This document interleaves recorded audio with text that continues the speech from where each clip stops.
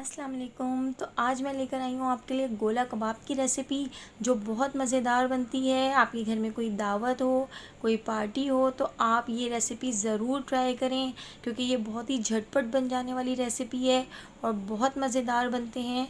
तो एक बार आप मेरी इस रेसिपी को ज़रूर ट्राई कीजिएगा। तो चलें देखते हैं किस तरह तैयार होते हैं।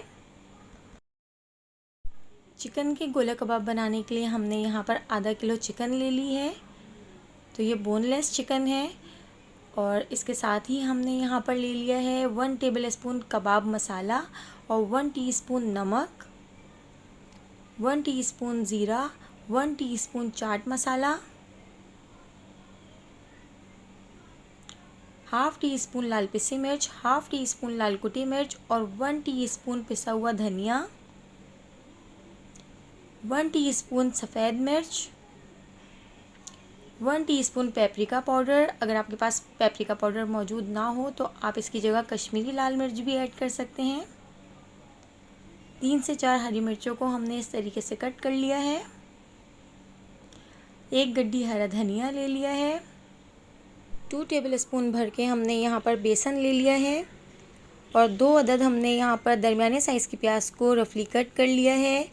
2 टेबलस्पून कुटा हुआ लहसुन और अदरक ले लिया है। तो अब हमने यहाँ पर एक चॉपर रख लिया है। चॉपर के अंदर हमने बोनलेस चिकन ऐड कर दी है। इसके साथ ही हम इसमें कबाब मसाला, नमक, चाट मसाला, ज़ीरा, सफ़ेद मिर्च, पेपरिका पाउडर,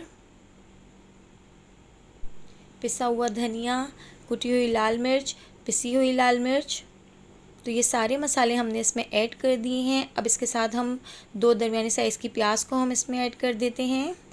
हरा धनिया ऐड कर देते हैं, हरी मिर्चें, कुटा हुआ लहसुन अदरक,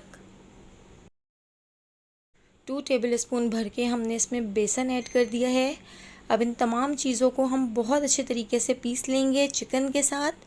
तो देखिए कितने अच्छे तरीके से चॉपर में हम इसके कबाब के मसाले को बहुत अच्छे तरीके से पीस रहे हैं।